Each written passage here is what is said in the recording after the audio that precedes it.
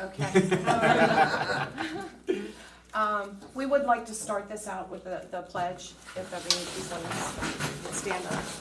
I pledge allegiance to the flag of the United States of America and to the republic for which it stands, one nation, under God, indivisible, with liberty and justice for all. Thank you. And we will start from the left to the right. Just introduce yourself and your municipality and the position you're running for. Sure. And just make sure you speak up. Okay. My name is Jonathan Arnold. I live in Cumberland Township, and I'm running for Cumberland Township Supervisor. Yes, good evening. My name is Kevin Holtzinger, and I'm running for re-election for Reading Township Supervisor. My name is Warren Shepard. I live in Cumberland Township, and I am running for Cumberland Township Supervisor. My name's Danielle Smith, and I'm running for McSherrystown Borough Council. Thank you. This forum was put together by the Adams County Republican Committee to allow community members to learn about the candidates. This forum also will help the prospective municipal candidates think about the broad range of issues that form the basis of construction boardsmanship. Many who are elected become mute when issues arise. As an example, very rarely are there open discussions at public meetings engaging directly with the community. Board members typically vote without any explanation, deliberation, or interaction. The public wants to see and hear why board members vote, whether they vote yes or no. And we'll just go down the line. If you were elected, how will you continue to be a voice for those who elected you? Yeah, so the area of Cumberland Township that I live in is a smaller portion of the township out in what I like to call the Barlow area. So there's a lot of agriculture. And so I feel like that area, our voice isn't heard quite as much as in the northern part of Cumberland Township where it's more heavily populated. So I would want to make sure that I listen to the people within the township and voice any concerns that they have, as not necessarily we see our township growing per se in Cumberland Township in that area, but we're starting to see a lot of growth in the neighboring townships, and that's having quite a significant impact where we live in the southern portion of Cumberland Township. So I would want to make sure that I listen, I communicate that to the other supervisors, and take a proactive approach. In our particular township, Reading Township, there is a Facebook page, Residents of Reading Township. I think there's about close to 1,000 followers on there. So it gets used pretty regular. We continue to try to put things on the website at our township as well as postings and try to get as much in the newspaper as possible. Really, you have to make an informed, educated, and common sense decision sitting on the Board of Supervisors. So you have to investigate what's going on. You have to be informed of what is happening. It has to be everybody together to understand what the building is and how much building is going on. And Cumberland Township is growing by leaps and bounds. There's 400 new residents out in the northern section. That's a lot. The problem with it is the infrastructure and the amount of water for that area is limited. So we've got to be a little bit careful. And how will you continue to voice those who elected you, or to be the voice for those who elected you? Well, it's not just the meetings. I mean, the meetings are where you conduct business. You need to get people involved by making them feel comfortable to come to the meetings, but also helping them understand that if they have a concern or an issue, there's time and a way outside of meetings that they can have those concerns heard, and making sure that the right people, the information gets to the right people, they understand the process. So rather than just having a complaint, say, on Facebook, it's a matter of saying, oh, I hear that's a problem for you. Let me help you get connected with the right person, whether it's inside the municipality or in the county or in another agency. let me help you. So making sure that they know that I'm approachable and that I'm not gonna promise to fix your problems, but I'll help guide you through the process to help you find a solution. And again, the same question for all 4 candidates. Would you be in favor of mandated training for municipal elected officials? Yes, I think it's actually a fantastic idea to have that. I guess to rebuttal that, what kind of training are you referring to? Just how to operate in the supervisor type setting, or? Well, for PSATs, if you're in a township, there's the Pennsylvania State Association of Supervisors, and they offer what they call boot camp for first timers.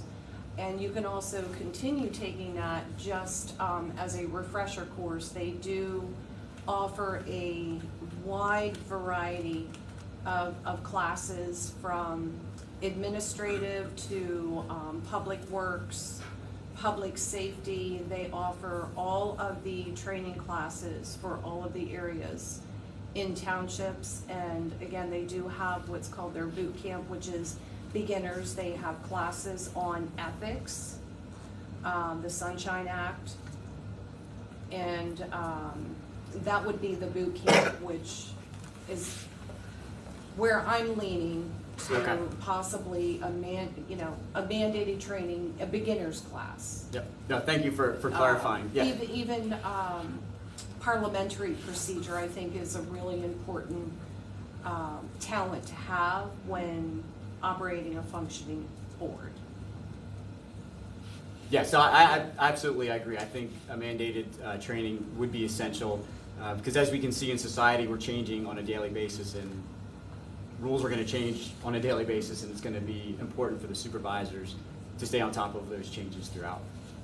And there's the Borough Council, or the Council of Boroughs. PSAB, Pennsylvania State Association of Boroughs, has a similar situation.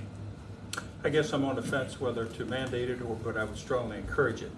I was fortunate enough to go through FFA, learn parliamentary procedure at a young age. Had a business for 44 years, so I learned a lot about finances and working with people, having employees, so I felt like I was rounded, but not everybody has that option. So, yeah, I'd say I would encourage it. Absolutely. When I was asked to run for township supervisor by some of the residents of the Cumberland Township, I had no idea what it entailed. So I had to do research, and I had to find out before I would even give them an answer of yes, would I run for the position. So absolutely, the more you learn, the better you can serve your constituents. I'm very careful with mandating things because, if you have to, so I'm careful with mandate. However, I have been very involved municipally, not just in my own municipality, but in neighboring ones, watching, learning.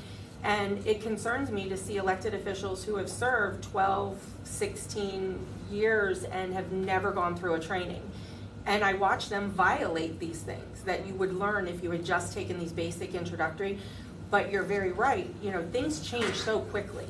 Laws, regulations, so I do think there needs to be something municipally where you say, you've been elected, you're required to do these trainings. And if you've been served for a while, you still need to have these trainings. You need to know how the law's changed. So I very strongly feel that all elected officials should have training. I'm careful with the word mandate, but the constituents deserve to have educated officials serving them. I do believe school board directors are required to take classes. So why not a municipality I wouldn't who can oppose also, a mandate at all, but mismanage the township without the proper training and guidance? Yeah. You want to grab 3? And another question for all 3.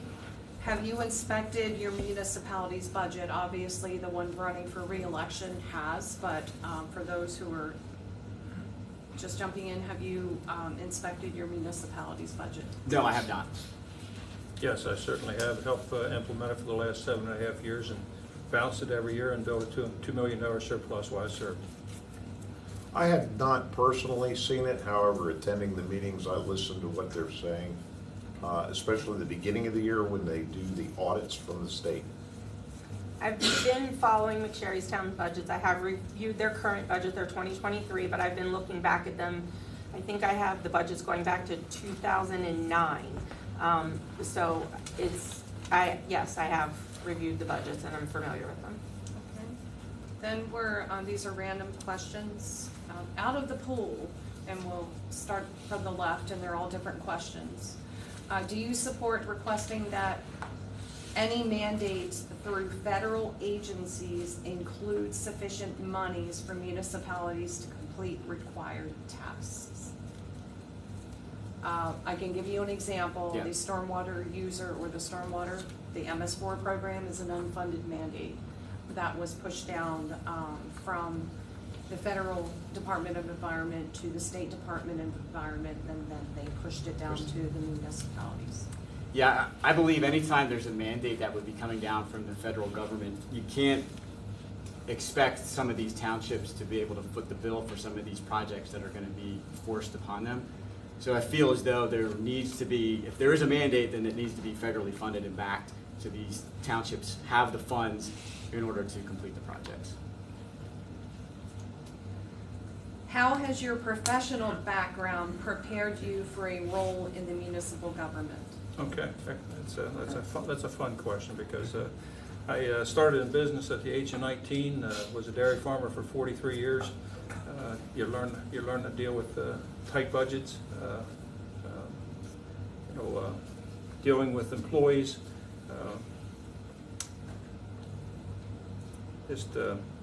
Can you repeat the question one more time? I want to make sure I answer it properly. How did it prepare me, you said? How has your professional background prepared you for a role in municipal government? Okay, again, working with government agencies, that we have to live by rules in the farming there, with stormwater, manure management. So we worked with a lot of different agencies in the agriculture side. Tried to participate in as much in the local government as a bystander in the past. Learned a lot through watching previous administrators work. And like I said, with being in business, working with finances, that's kind of been my shining star there, to make sure that we don't spend more than we take in. Thank you. Understanding there are certain topics elected officials should not talk about publicly, like protected legal matters and personal issues, how would you handle a constituent approaching you about an issue in your municipality outside of a meeting?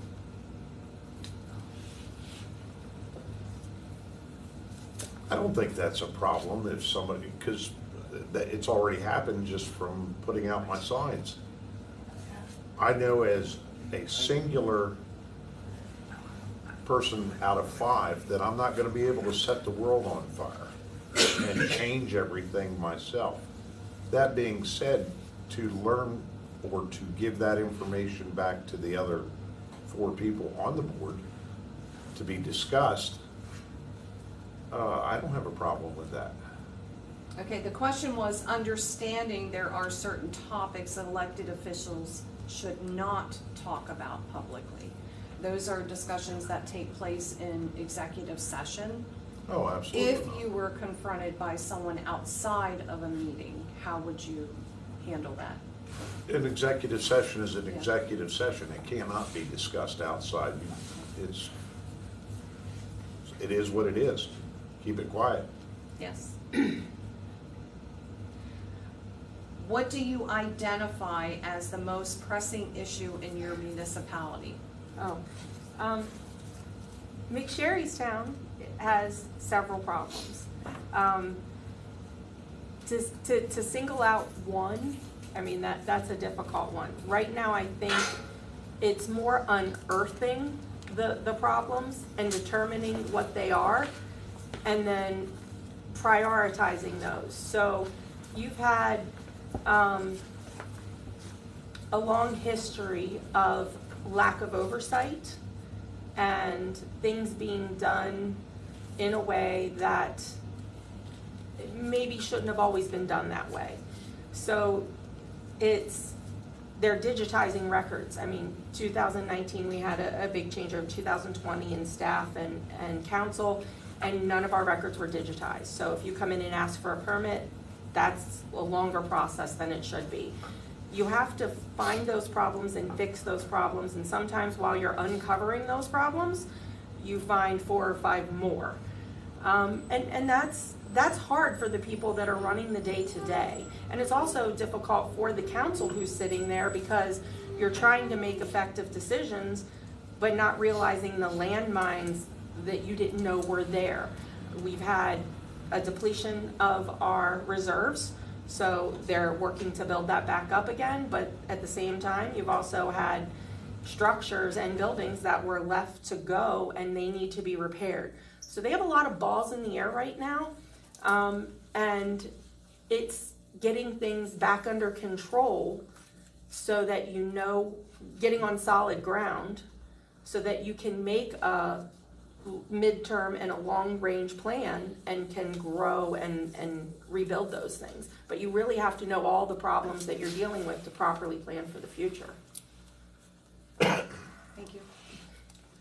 Would you support amending the Local Tax Enabling Act, that's Act 511 of 1965, and the Realty Transfer Tax Act to allow townships or municipalities to collect up to an additional 0.5% realty tax transfer for economic development projects? And that's a long question, Yeah. but.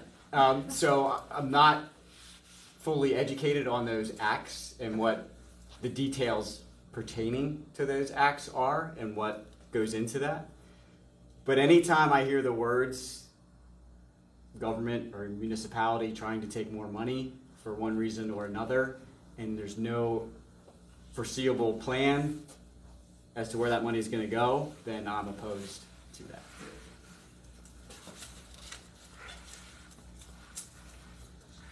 Would you support seeking legislation that would provide authority to municipalities to enact changes on existing municipal land development ordinances to reduce carbon emissions and greenhouse gases?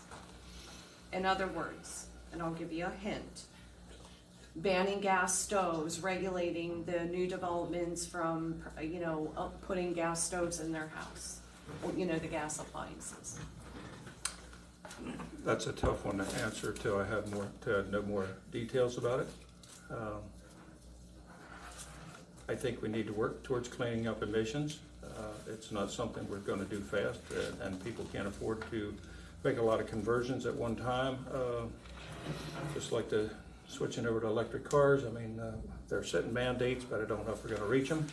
But yeah, I guess I would like to know more about it before I could make a really knowledgeable decision on it. Then I can give you a little bit more information. Okay. There are other states where they are attempting to regulate and phase out natural gas stoves in people's houses. Really?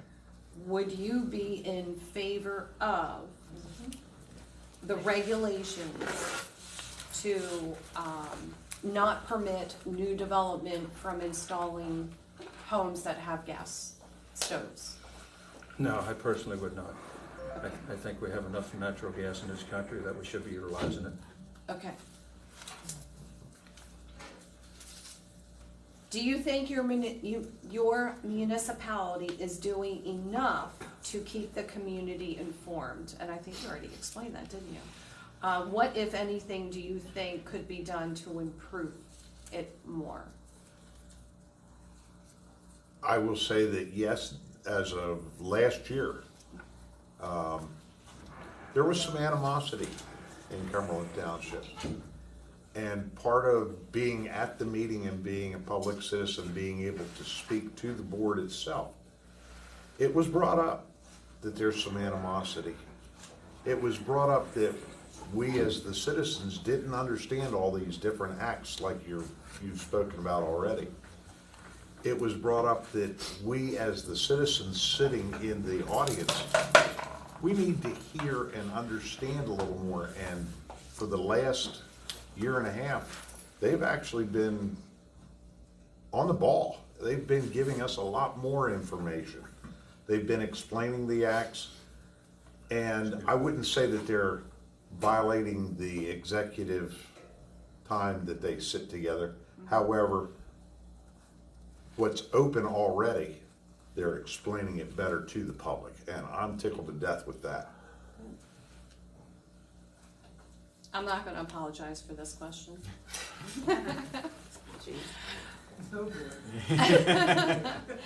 What is your position on establishing a separate commission to monitor discrimination based on sexual orientation, gender identity, or expression? And these are all random, just so you know. You should apologize for the question.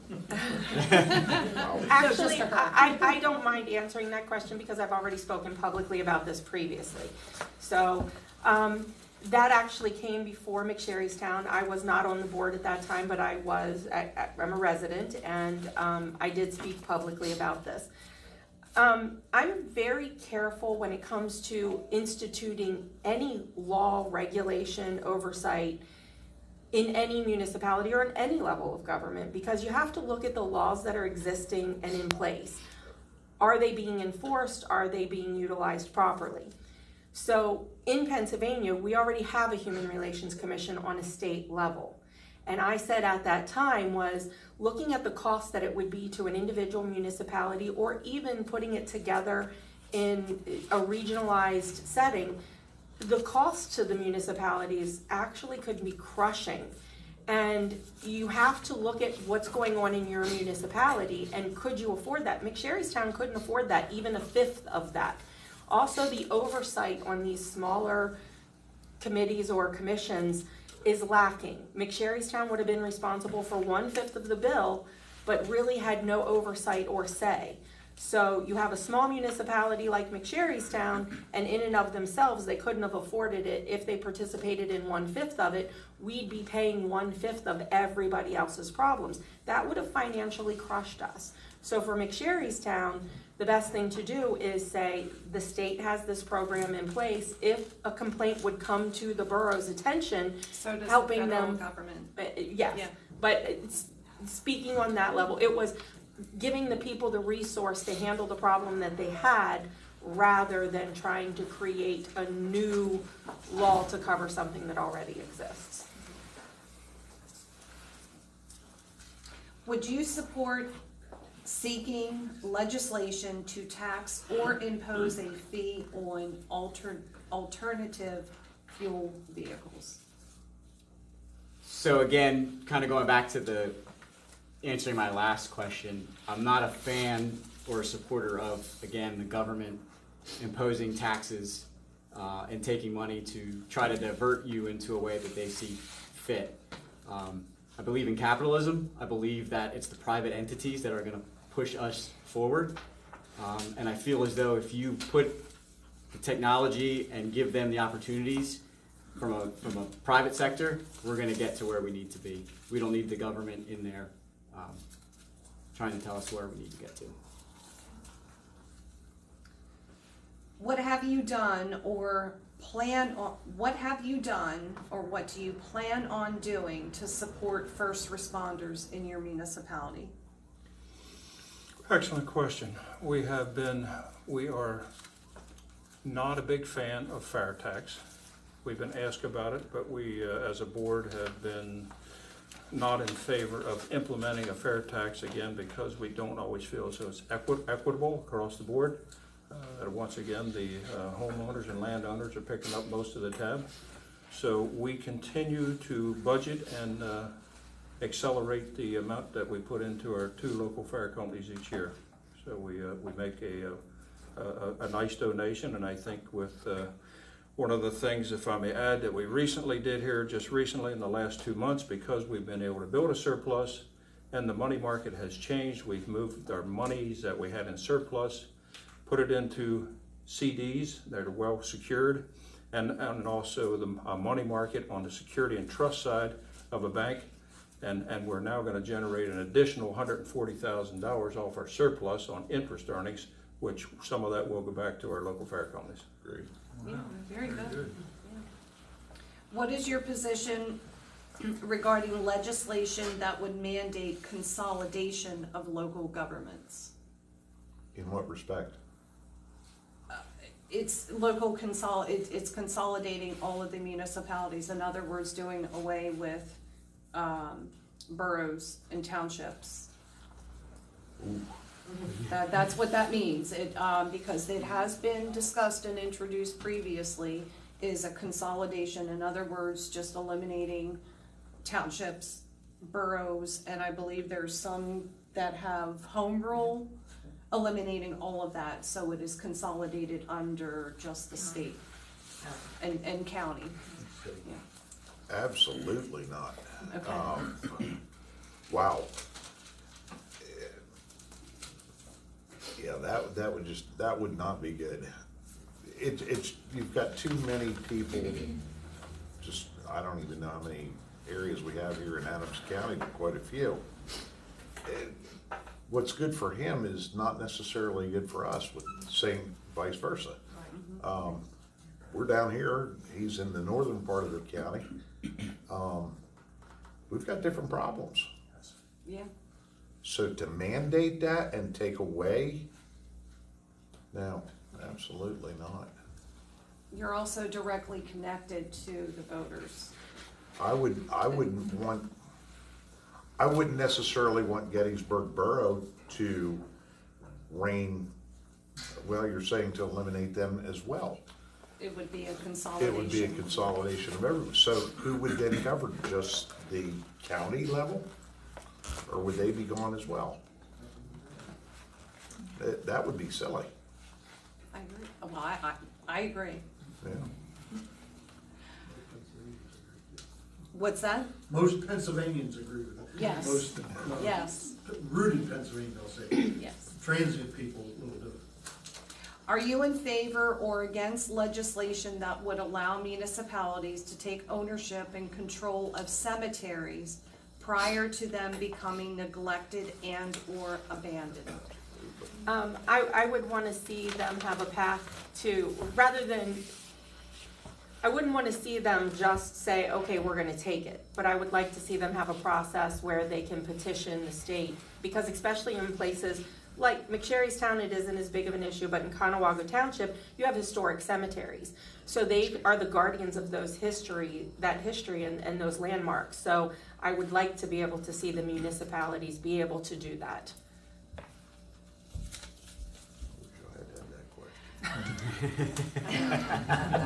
Well, there was recently, where was it with the cemetery? Cumberland Township, yeah, yeah. absolutely. Yeah.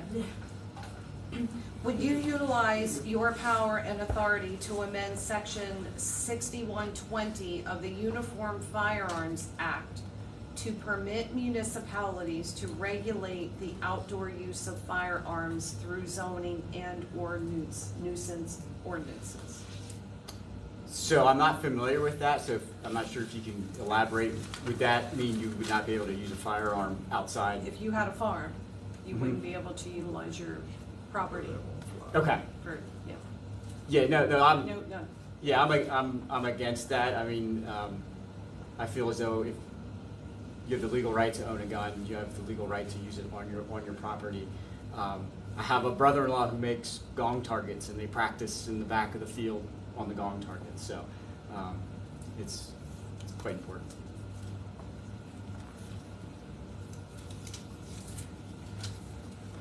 Given existing budget constraints, how would you stretch taxpayer dollars and still meet the needs of your municipality?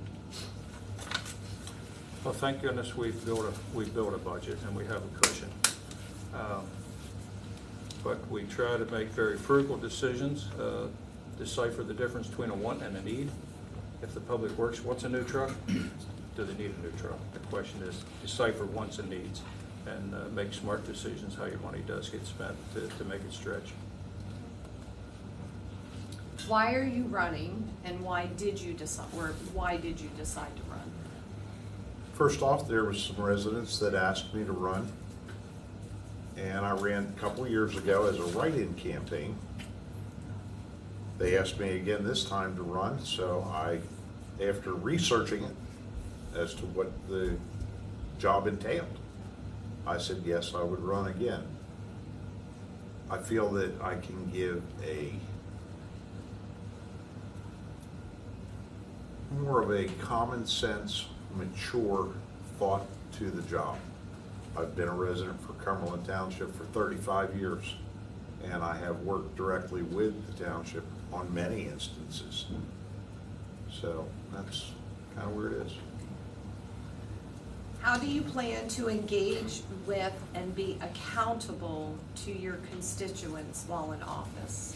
Being accessible is one way that I would do that. And making sure that I was using the opportunity when I speak with them to educate them as well with the policies, procedures. So if they do have a problem, it's not a, I'm just gonna go on Facebook and complain about it issue. It's a, okay, I hear you have this problem. I'm on some resident forums as a private citizen, I would stay there.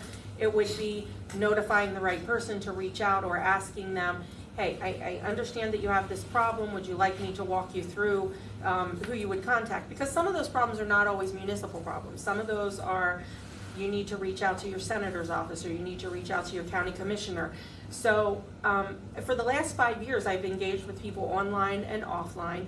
I'm not sure as an elected official how active I would be online in the official capacity, but I would certainly stay connected through those resident forums as a resident and take what I know that you're allowed to talk about, like you say, the executive session, those things, and make sure that I'm getting the information to people when I'm aware of the problem, or making the proper person aware that there's an issue and connecting those people. It's educating the public as well as ourselves.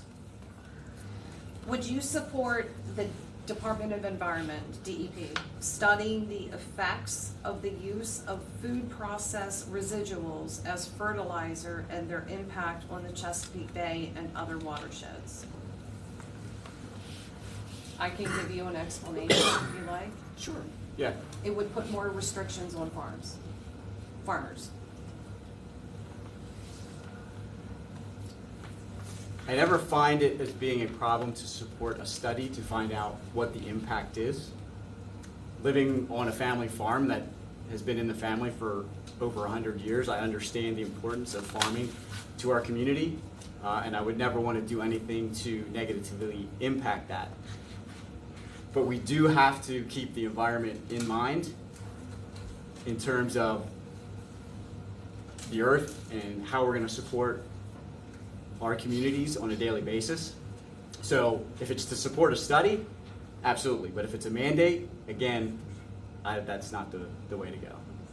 I'm sure everyone in this room can agree that farmers are the protectors of the land. They farm the land. They would not make it unhealthy. Otherwise, they would not be able to produce healthy crops. No, I understand that, but No, I'm not arguing. no, with your but position. to that point, I think something that we have to be mindful of is,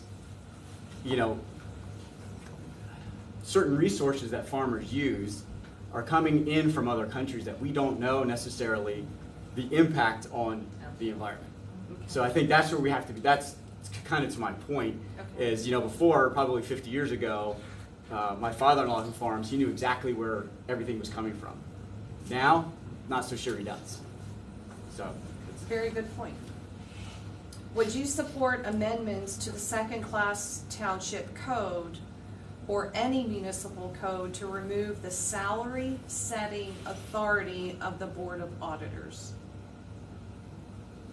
No, I don't think so. I think I'm fine with that, the way it's presently structured. I think it's gives another set of eyes that are watching, and no, I would let them have control of that for a while yet anyway. At this point. What are your goals for the office?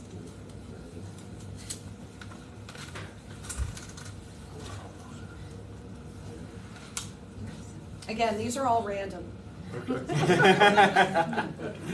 I guess my goal is to be there for the constituents of the township. Yeah, people are going to tell you things.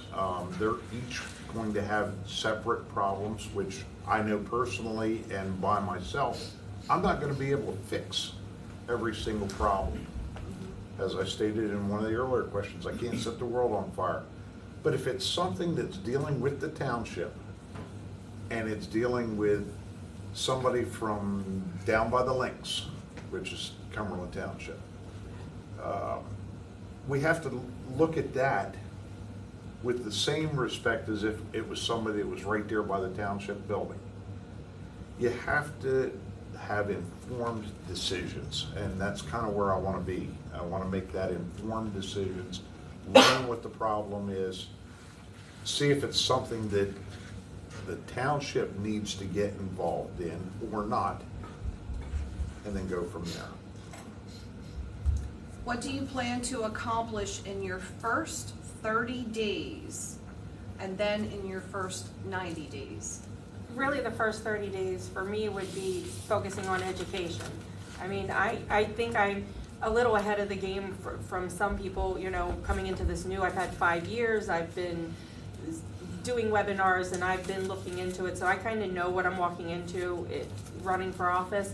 But you really have to acclimate yourself and dedicate time to education of being a newly elected official, but also educating yourself on what the most pressing things are going on in the operations.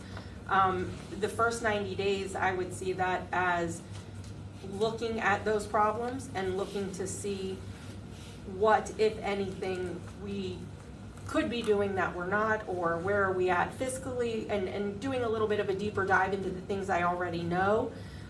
Checking with the COO for McSherrystown and saying, okay, if we have committees, so if I'm a chair of a committee, what is it I need to know that might come up to me that might, that's coming down the line? Where do I need to focus my attention? So as an individual, you're one person, like he said, I can do nothing as an individual, but I need to make sure I'm educated so that I can effectively help make the decisions of our 7-person board. How much money should a municipality have in cash reserves? Whew. Well, I guess I'll relate that to a personal question. So I'm, as my wife likes to call me, I'm the budget guy, right? So from a personal perspective, I feel comfortable with having X amount of dollars in case one of us loses a job, in case there's an emergency. To give you a specific number here tonight, I couldn't do that. Well, how about a time frame for the municipality? How much should a municipality have in reserve to function? Let's Yep. say, should they Okay. have 90 days, 3 months, 6 months, 1 year? Yeah, I would be one, again, going back to kind of my fiscal responsibility, it would be a year, because that gives you time to put a plan in place in terms of how we're gonna fix the budget, how we're gonna fix what is wrong in terms of why are we in this deficit, start putting those plans into place. And we all know this, we have a plan, we have an objective, but there's ups and downs throughout that process. So some things are gonna work, some things aren't gonna work, and how do you counteract the things that don't work in order to get back on track and hit your goals? So I would say a year. What do you plan to do to improve or maintain infrastructure in your municipality? It's an excellent question for me because I've been working since I've been serving for 7.5 years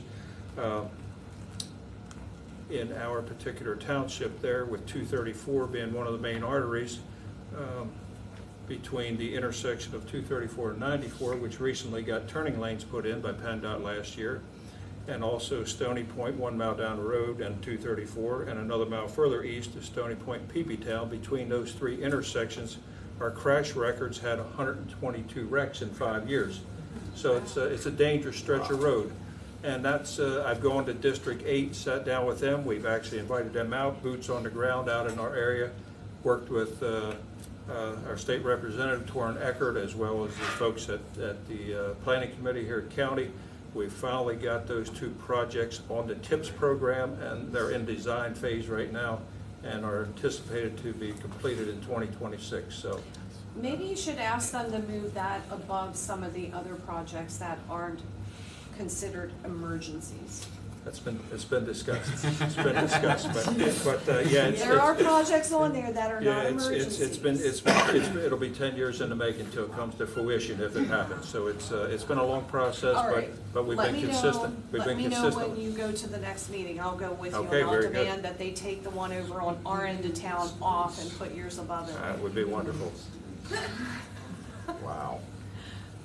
So yeah, it's been very frequent accidents. Just another 2-car the other day again.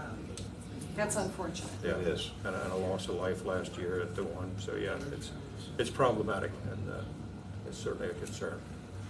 I have gone to some of the meetings demanding that they put the emergency, the ones that are actually public safety issues ahead of the wanted projects. Debating. Yeah. No, I appreciate that. What is your stance on the MS4 program requirements? That is the municipal separate stormwater sewer system, you know, the drainage user fee, that was the unfunded mandate. I don't Does really your have, municipality have that? no, You're lucky. no. Gettysburg Borough has it, and I own properties in the borough where I have to pay the stormwater management in the borough. Okay, so what's your position on them? They've got work to do, they've got repairs to do, and they say that that's what the money is going to. Okay.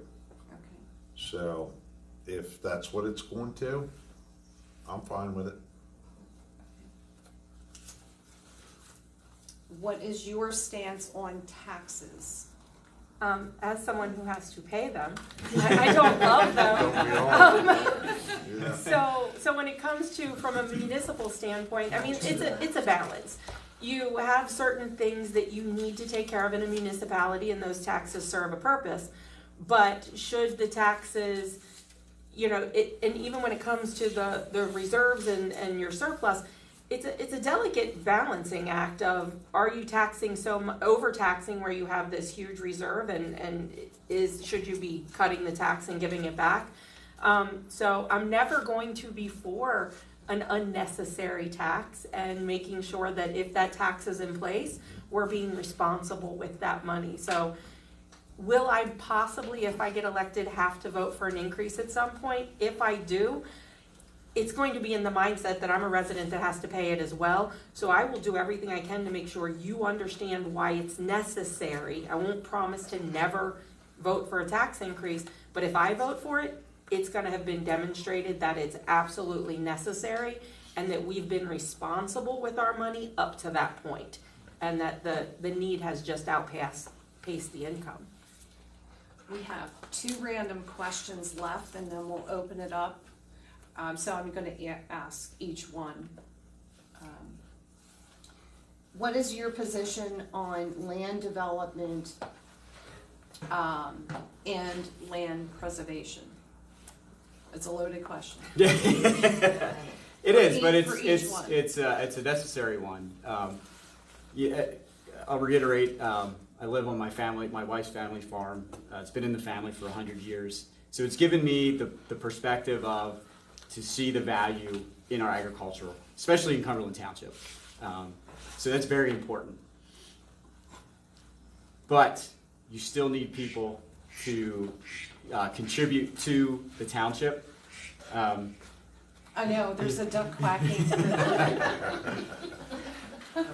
So I'm not opposed to development, but I kind of look at it as controlled development. Are there Responsible? Yes, responsible Yeah. development, and not just from I would personally like to see not only, you know, when we talk development, I think a lot of people talk homeowners, you know, these large grueling developments coming in, but I'm a fan of economic development. So are there ways that we can not only keep the businesses in?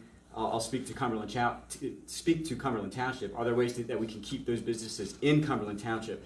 But are there ways that we can attract businesses into Cumberland Township to make the township viable in the future? I think it's a delicate balance. Being a farmer for many years, and also a businessman who has dabbled in buying and selling some real estate as well. I get chastised for that sometimes, but We have a growth area in our township where we have public sewer and public water. We would like to continue to focus in that particular nucleus. And we also have several preserve farms in our township, and I think it's a delicate balance that we need to have both. As this gentleman said here, you need to have a certain amount of growth in order to continue your tax-based growth, so you can balance that budget. I've looked at our numbers in our township over the last 2 years between transfer taxes and EIT taxes. In the last 2 years, there was about a $200,000 increase. And that's substantial. I mean, that's like 12% of our budget. And we continue to have developments planned for our township. Some of them been on the books as long as 13 years and haven't started yet, but they've been approved, and at some point they probably will happen. Our public sewer has room for more, and York Water is in our area, but I think it's a delicate balance. I'd like to see both.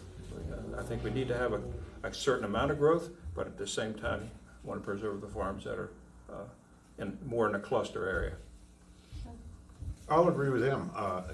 It's a delicate balance. I agree with the farms. I'm in the ag business myself. Our building and construction of new residents, new townhomes has just blossomed in the last 5 years in Cumberland Township.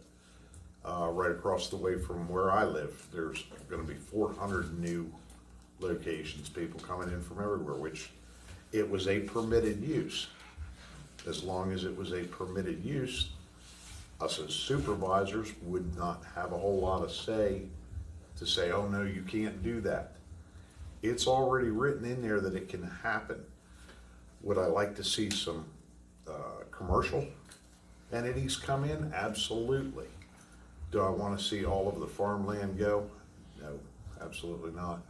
It has to be, like he said, a delicate balance of what we allow, what's permitted to be allowed, and go from there. You mean property rights for the property owners, regardless of whether you like what their property is zoned at and what they want to do with it, as long as it is permitted? If it's already permitted by, I'm sorry, I just lost my word. If it's already permitted in, The SALDO well, and the zoning. in the zoning Yeah. is really, if it's already permitted use, there's not a whole lot that we as supervisors can do to stop that. Well, that is why I said property rights. Exactly. The property owner, if it is permitted, they have a right. They have a right to do with their property as they see fit. And I know some folks here in the audience are upset about one of them. I was too. We're coming up on that one next. That's the last random question, but we will touch base on that Okay. because there are certain things that property owners do not have a right to do. Right. Well, And yours is the same question, development and land in preservation. McSherrystown, we're landlocked. So we don't have, large green spaces, agricultural spaces. But I agree that when you're looking at this as a municipality, it is a delicate balance because I'm a strong believer in property rights. You as an individual have your property and you should be allowed to use it as long as it conforms to the usage. I think municipalities have to be careful looking at their SALDO, their comprehensive plan, their zoning ordinances, and making sure that, we forget sometimes these things are in existence forever. They don't get updated. You're not looking at them and seeing how your community has changed over time.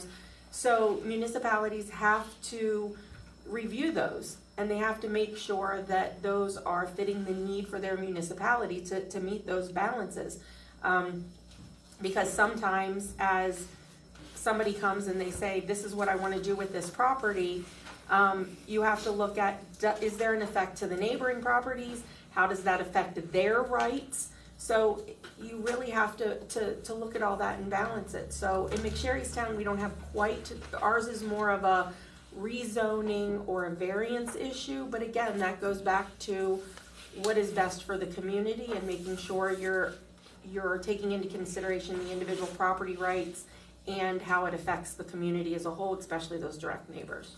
So again, these were all random, but ironically, this is, I think, a hot topic, not just in one area of Adams. It is solar panels. There are solar fields popping up.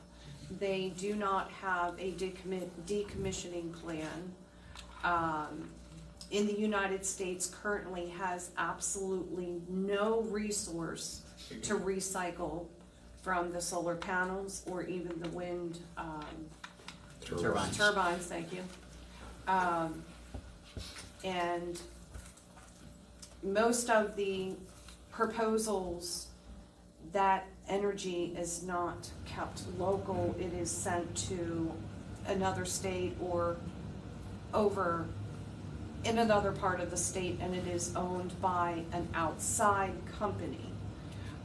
So I think the question would be on the solar panels. Would you, in your position, work with the board to work on protecting the farmland against these solar companies that are coming in? Because I do believe that there are permits. No, signed solar leases with Solar farmers that are leases. recorded. Okay. Already recorded at the courthouse, but No the application yet municipalities, with any township. right, the municipalities, would you work with your board to help preserve the farmland? Now, the commissioners cannot dictate what a municipality can do. However, I think it would benefit the county as a whole for maybe these municipalities to come together, someone to take the reins, you know, and pull something together. So what would your, Yeah, I would be opposed to solar fields. Now, I'm not opposed to green energy per se, but I don't even know that there's data out there to say if you put a field with all the solar panels, you know, how much energy is that going to produce? Is it going to make a significant impact to begin with? So I don't believe it. I don't believe it would. But from a perspective of green energy, do I feel as though a homeowner who would put solar panels on their roof or a turbine in their backyard? Absolutely, I'm all for it. I think that could be a trend that we start seeing. But to eat up farmland, to put solar panels on it, I don't see as being a benefit to our community. I feel as though the farms that we have now need to be farmed for food, and that's, I'll leave it at that. and before we have you answer that question, I recently went out to Nevada, and it was absolutely stunning scenery until you hit thousands and thousands of acres of solar panels. From a distance, it looked like water, just a shallow lake, but the closer you got, it was just thousands of acres of solar panels and no wildlife in sight. So, go ahead. It's funny you mentioned Nevada. I was just out there this summer to visit my daughter near Minden, and you're right, it's stunning views out there. But what I also found interesting was the state of Nevada. Only 17% of the whole state is owned by the private sector. 83% is owned by the state and federal government. That was staggering to me. But back to your question about solar, it's funny you bring that up. I mean, it's an interesting question because we in our township have nothing in our ordinances for solar, but we just had our discussion on Monday night at our regular meeting about starting to draft an ordinance. Because of it being a permitted use by an MPC, you can't deny it. So since we have nothing on the books, that we need to take a proactive approach and get something on the books so we have standards where it can and can't go. I don't know if folks know, but it's my understanding that a preserved farm is totally eliminated. That they're not eligible. If it's preserved, they can't have panels on it. But we also want to preserve our protected lands, and we are not close to major infrastructure with substations. I don't think we're as quite a threat as some of the other townships in our county.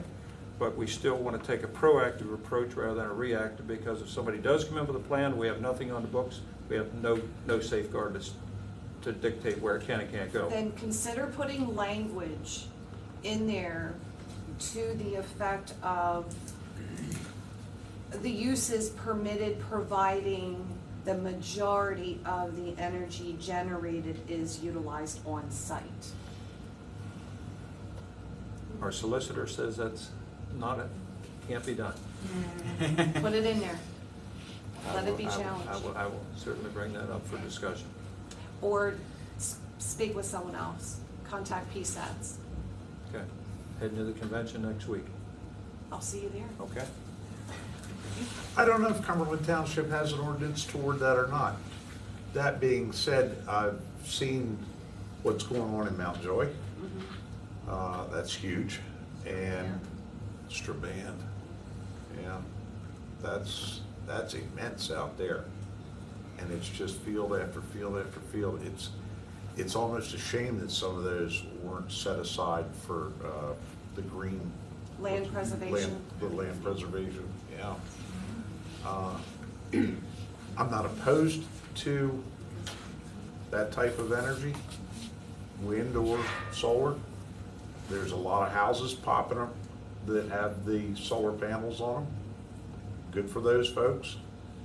When I looked into it myself, it was quite expensive to do that. So, That's on rooftops. on rooftops, Not yes. not on ag. Yeah. Yes. This probably isn't something that's going to affect McSherry's Town, but it is certainly something that I would encourage our board to, as we're reviewing our comprehensive plan, our SALDO, our ordinances to update, to make sure that we did protect the green space that we do have so that it is used responsibly later through development to really work to meet the needs of the municipality. So, but I wouldn't be opposed at all to working with other municipalities to help them and to make sure that we have language that protects us all. So, you know, that's something where I'd want to work with the other municipalities that this is a big concern for, to learn how to protect what green space we do have. Because we might not be affected by a solar farm, but I'm sure there are other things that could come along that could harm the green space that we do have. Well, you could be affected if the municipal line is adjacent to Yes. an open, Yeah, open area. and that's why working with other municipalities is key on these types of issues. And now we're gonna open it up. You have a So I've question? worked in this area as a lawyer for the energy companies, and in the old days and today, if you want to open a strip mine, surface mine, you get a permit, and part of the permit is a requirement that you reclaim the land when you're done. You know, and if you fly over Pennsylvania coal country, you can see, look out the airplane window, and you can see where it's been reclaimed. It's a different color of tree, you know, it's in the coal seam, but it works, reclamation works. But to make sure that the coal company completes the reclamation, it has to post a reclamation bond. It goes to a bank, signs a contract with the bank will pay the expense of the reclamation if the coal company is not around anymore. Now, in the solar case, I guarantee you, they're not gonna be around in 20 years when these panels need to be recycled, because if they are, and they try to do it, they'll go bankrupt. So you need a promise from them to reclaim, and then that needs to be backed up by a bond from a bank, if they can get one. There you go. Yeah, that's my biggest fear. I know Cumberland The- Township does a lot of. In the 20 years, the bonds. technology may be completely different. It might Yeah. not even be utilized anymore. Right, and then they will just be left there to harm the adjacent properties, the residents of the township and the county as a whole. But therein lies the problem, because in Strabane Township, the solicitor of Strabane Township allowed the council, to have the solar developer write the decommissioning plan for themselves. They wrote their own thing, so there Right. should be something from the municipality, whereas these are the guidelines that they have to follow. We need a minimum Yeah. standard for the entire county, Yeah. Yeah. because if something goes wrong, we already have 3 active Superfund signs in Adams County that are active. They've been that way for a long time. And if there's a problem, it's gonna be everybody's problem, not just that township. I agree. Likewise, these industrial solar farms come in on thousands of land. You're harming residential adjoining property owners. You're damaging, harming their way of life, the value of their property for 20, 30, 40 years. What kind of consideration are they gonna get when they can't sell their home and they need to because of whatever reason? Who's going to give them a tax credit and money back? Nobody. Jack? Unfortunately for town supervisors, town councils facing this, it's all being dropped in your laps. You don't get any support from the state. In fact, they hector you and encourage you to roll over for the solar companies, and you don't get any support from your elected officials higher up. Don't delude yourselves. This is not an ordinary zoning situation. The solar industrial sites, just like the battery-powered cars, are all part of the same con that's being foisted on the public. And unfortunately for you guys, you have to tighten your zoning laws to the fullest extent possible. You have to change your zoning laws to say, when these people come to town, okay, you want to build this? You're going to pay for our expert attorney. You're going to pay for our expert engineer. You're going to pay for our expert environmental engineer, all the way down the line. You want to come here and try to do this? You got to make them pay. Unfortunately, this is not ordinary. This is a war being imposed on everybody, and everybody wanders around, oh, I can't do this, I can't do that, property rights, ba-boom, ba-ba, ba-ba. You have to tighten your zoning laws. I know, Cumberland, you were looking at this, what, 2 years ago? Yes, sir. Out on her ridge, and the only thing that saved your asses was the application was incorrect. Right? Yeah. Well, we can't count on that. That's like going to a casino, hoping you don't crap out. Ready? I was so glad to see you guys have picked this up. I would suggest you look at Tyrone Township's land use ordinance. Okay. They've designed it so these bastards are gonna have to go up into the shale, cockeyed property, nothing flat, wetlands. That's the type of stuff you have to do.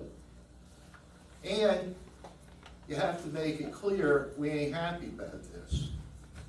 You have to gin up your public. You gotta get 300, 400, 500 people at a meeting. We don't want it. This whole situation is a con, and it's being foisted on you. I'm sorry that you have to endure this, but you're gonna have to resist. Okay. Thank you. Anyone else have, I can you just, speak Okay, just sure. up a little so they Okay. can hear the just question? want to add also, as you consider not only solar, but all of the additional green energy that our government's trying to push in regard to the electric cars. I've found out through talking with some owners of car dealerships, the cars actually are heavier. In fact, the recent collapse of a garage in New York City was because there were more cars that were electric, that they're heavier. You're gonna have to consider the infrastructure, the roads, because they're heavier. I found out also that in regard to bridges, you may have to only have a certain number of vehicles on a bridge because of the weight. So the infrastructure is going to be major. Also, for your fire responders, many times these combust, and so with that, homes may go on fire.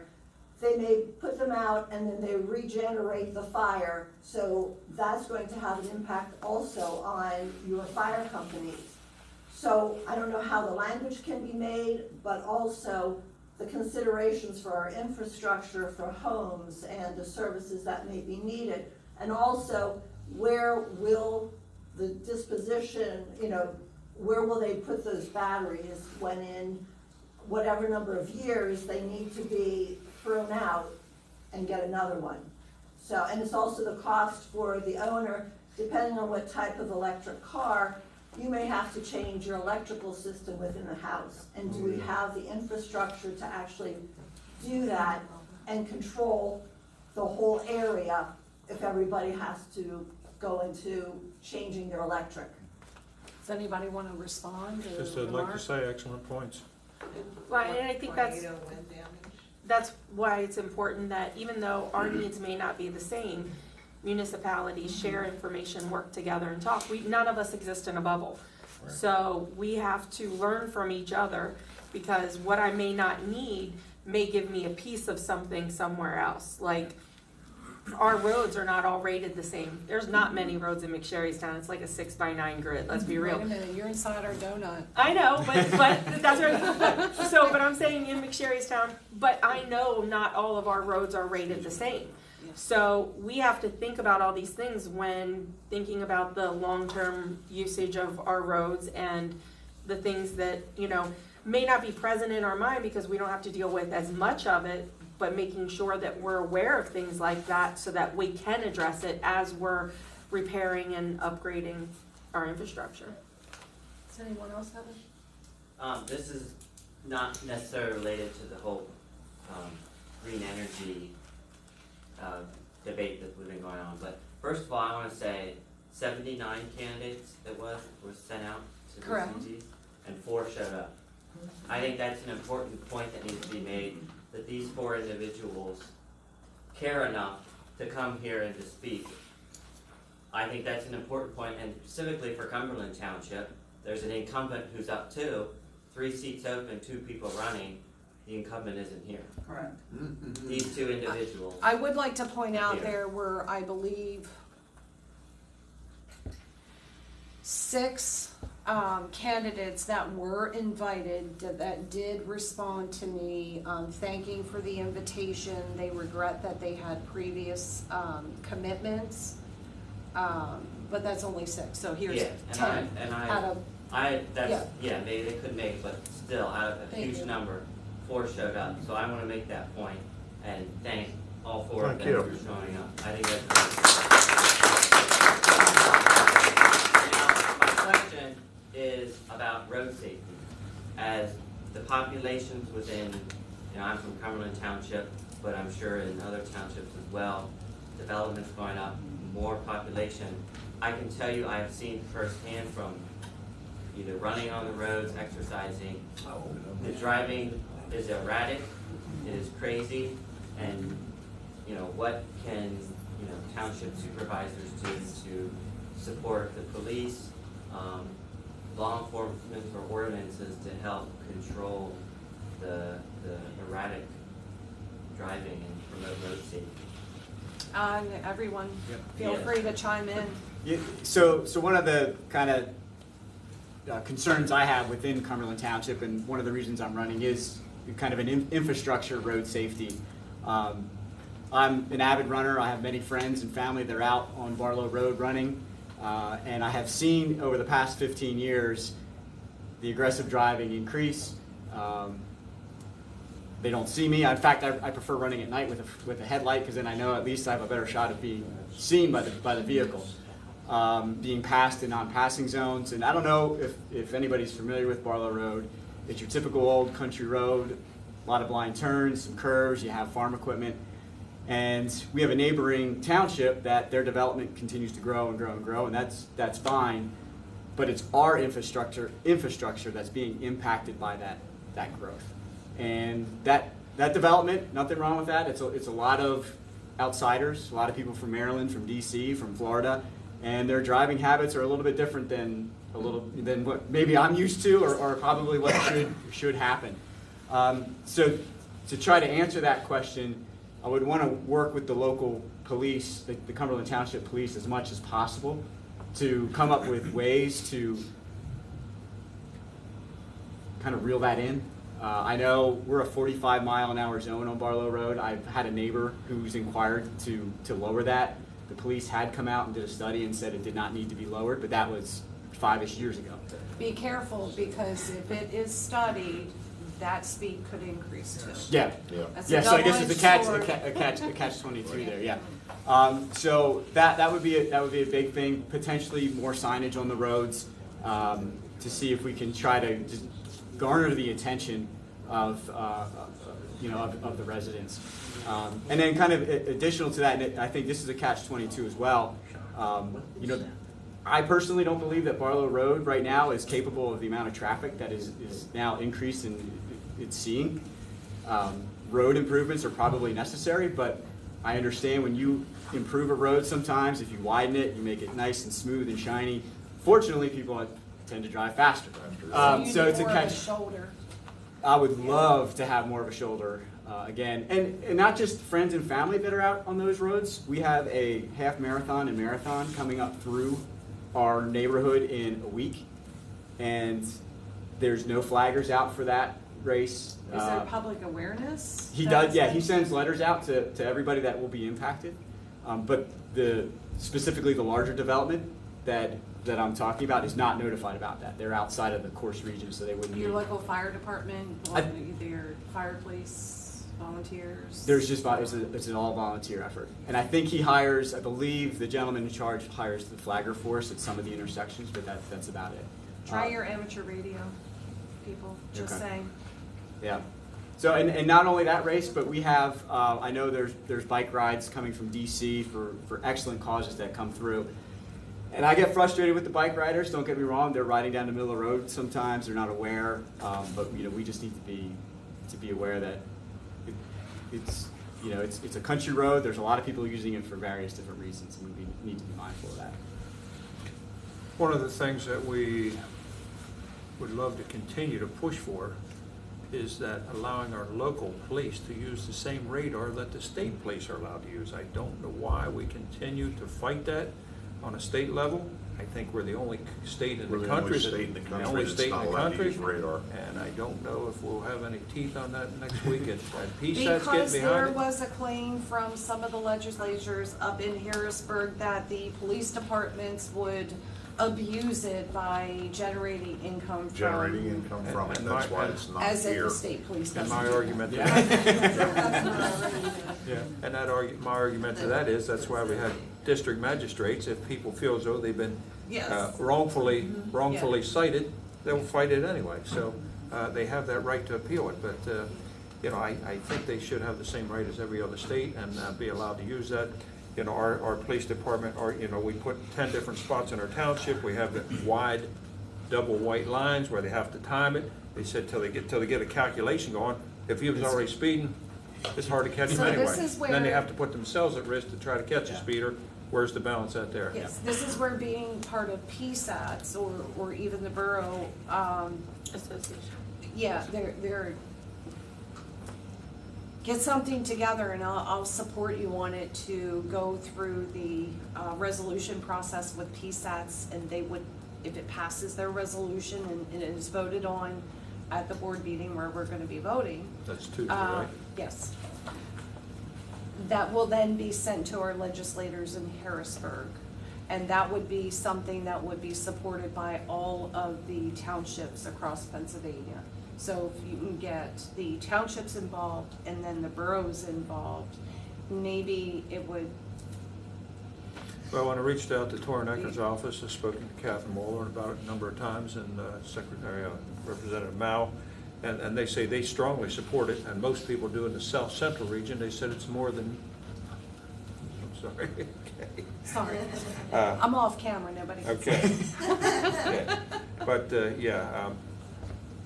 they're saying it's more the northern tier that at the state legislation that doesn't want to get behind it. I don't know if that's fact or fiction. Fiction. Okay. I'll go with fiction. Okay. Go ahead. I've been fortunate to know most of the officers in Cumberland Township and the past chief, the current chief. And it's been nice that, you go to the meetings, chief is sitting there, the road supervisor is sitting there. Hey, we need you down by the house. They're permitted in municipals to run NASCAR. And like he said, yeah, it's a speed timing device. It's hard for one officer to do that. And I'm not sure how many you have on it at 2 at a time. Yeah, but they only overlap 1 day a week, so. Okay. Whereas Cumberland has more people, so they can have an operator and somebody down further to be able to make the stop. I'm in a section that is straight. Unfortunately, it has an intersection and then a second intersection. They fly down through there. And every meeting that I go to, hey, need to see your guys again. It's a reminder thing. They've got a lot to do. As far, they can't work the road all the time. So they've got other investigations and other crimes that they have to attend to. But it is nice once in a while to see them in different locations throughout the township to help curb the speeding. Do you want to add to his Well, young man's question? In McSherrystown, we're a very small community. We do have a state road that runs up through. There are complaints about people flying down the secondary roads and even the alleys. And I noticed that our police department, which honestly, I could sit here and talk hours about our police department. They're amazing. Chief Woods, who oversees the borough and the police department, fantastic job. I know when we get complaints or concerns about people, they have a sign that they put up to help. It flashes that number to tell you how fast you're going. They increase patrols, they monitor the area. So they do take they are pretty proactive. You're gonna see our police officers out patrolling a good bit. So that is nice. They have hands-on, they're in the schools, they're out in the community. But when there is a concern that's brought forward, they are out there and they are watching and they are stepping up their monitoring. So it can be a blessing and a curse to be such a small, compact place like McSherrystown, but it does allow us the opportunity to monitor those situations. And because they have a regular presence, it's more of a proactive, but they do have a plan in place to address it when things come up. I still think they pulled me over for my lava cakes though, not my headlight. I called ahead and said, hey, Charlotte has some really good desserts. I went You wanna out pull for her lava over? cakes, just lava cakes, but I had a headlight out. I don't drive from the front of my car, but I still blamed him for pulling me. I told him he couldn't have them either. Anyone else have a And again, question? I just want to reiterate the point, 79 candidates for, because I think it's a very, very important number to know. And Any it should other be question? noted in the paper. I had another Eric, you thing, just got your Charlotte. walking orders, right?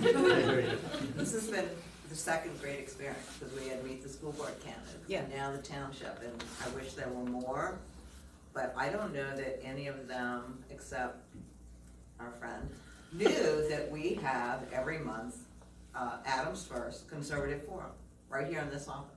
Second Thursday of every month, 6 to 8, where anyone who's a Republican living in any township borough across the county can come here and discuss situations that they have or concerns, so that we can share and learn from each other and help develop solutions.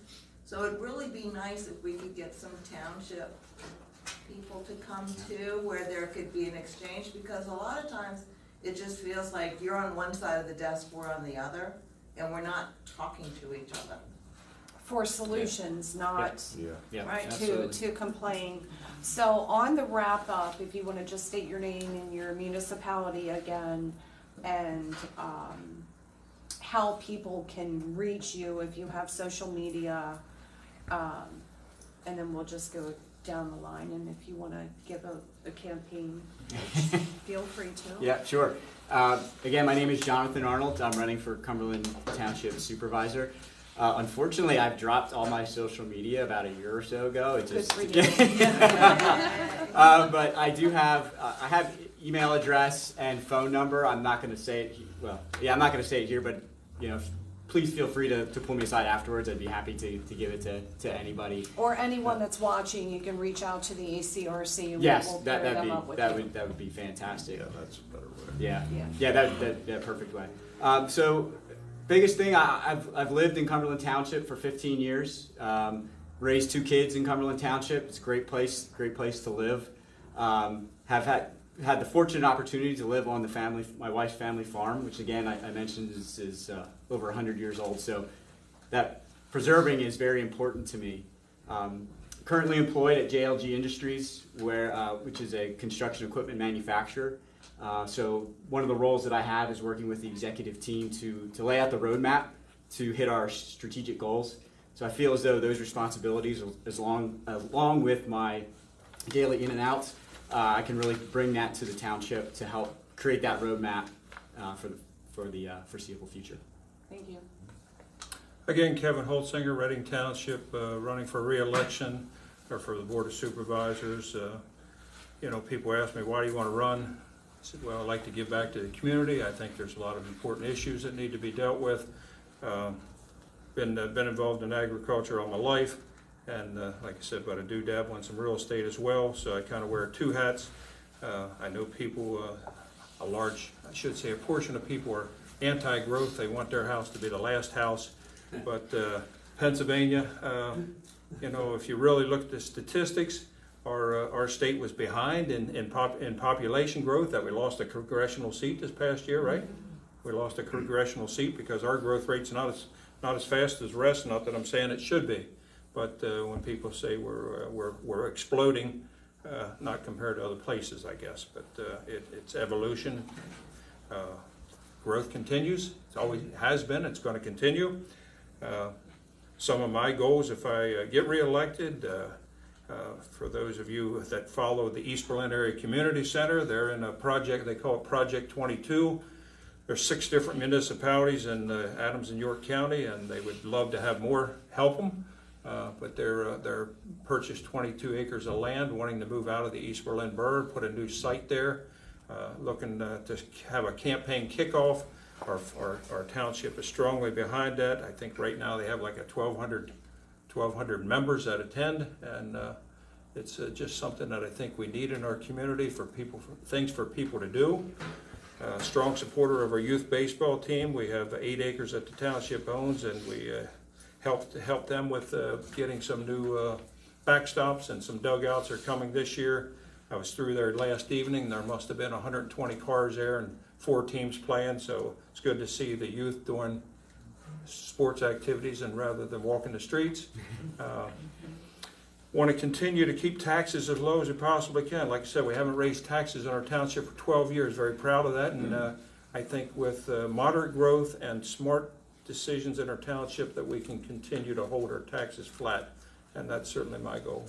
So. Thank you.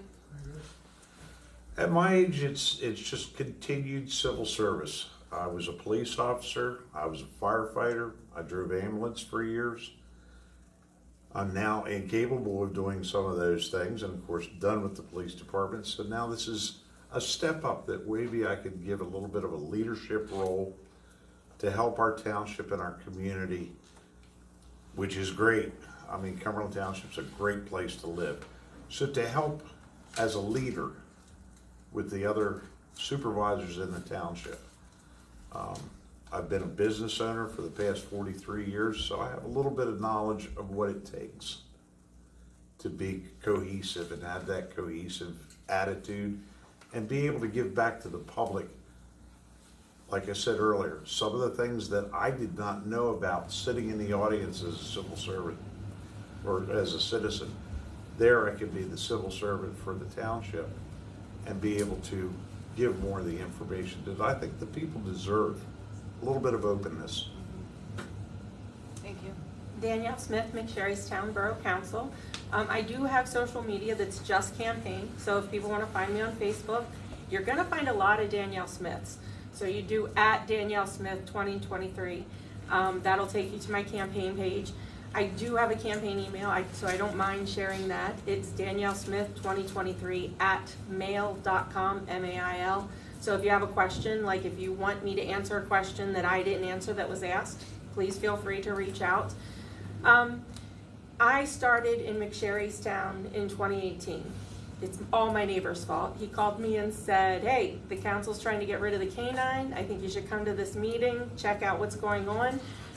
That opened me up to looking at what was going on financially, procedurally, and I saw a lot of things wrong. Some of it I think may have been lack of education. Some of it I think was intention. I've been involved with the municipality since that time. I have volunteered recreation committee. I have helped with an ad hoc technology committee. I have an initiative that I work with other community members around McSherry's Town Rocks. That's also a Facebook page, non-political, but it's positive. It's support of our police. It's support of our businesses. It's an offshoot of Kindness Rocks. So helping to promote positive things in the community. I volunteer at DeLone. I help them with their DCBN, their live streaming. So this is just an extension of giving back to the community. You're going to see when you get your sample ballot or when you go to cast your vote, there are 8 Republicans running for 4 seats. 3 of those are from the pre-2020 council, the ones that wanted to end the canine program, that depleted our reserves. They let buildings and infrastructure go into ruins. And it was really, I spoke out about that for 5 years, so people in McSherry's Town really have a choice with 8 people on that ballot, knowing that some of them were from that. Do you want things to go back to the way they were? Or do you want things to continue to change and prosper and grow to the future? Do you want to see our reserves continue to grow because they are right now? Do you want to see our town be cleaned up and fixed up? Do you want to see things that were let go for 30 years with lack of oversight? Do you want to see those things start to turn around and change? And the rest of it digitized? Yes, getting our records digitized, so if you want to come in or have a question about a permit, it doesn't take like weeks to sit there and go through years of boxes. So this is me wanting to step into where I saw a need and make sure that the community has an option. I may not be your option, but I wanted to make sure that you were not going in to an election, like if you look back at years past where there were 4 open seats and 4 people on the ballot and you had what you had. You have choices this time, so please make sure it's more than just, in all of these municipalities, it's more than just recognizing a name on a ballot. If they served in your community before, how did they serve your community? If they haven't served in your community before, why are they running? Why are they doing this? What are they looking for? And getting to know them. You might have known them in 3rd grade and they were a fantastic person, or your best friend in high school, but can they do for your community what it needs? Can they fill that need? So, when you go out to vote, please just know who you're voting for wherever you live. And talk to your elected officials. And the ones that are sitting, the ones that are running, the ones who are seeking, who haven't been on the ballot before, they are your best resource. I understand, because I hear this all the time in McSherry's Town.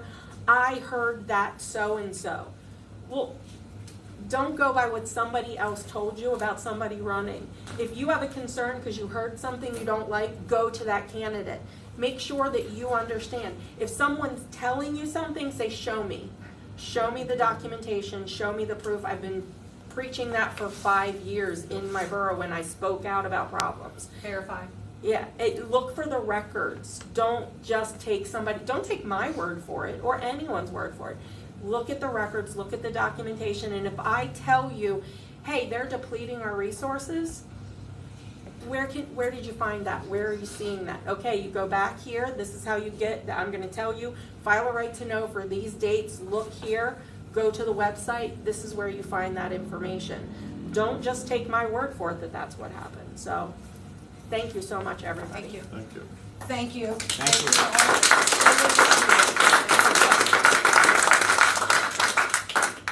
I want to take a picture before you.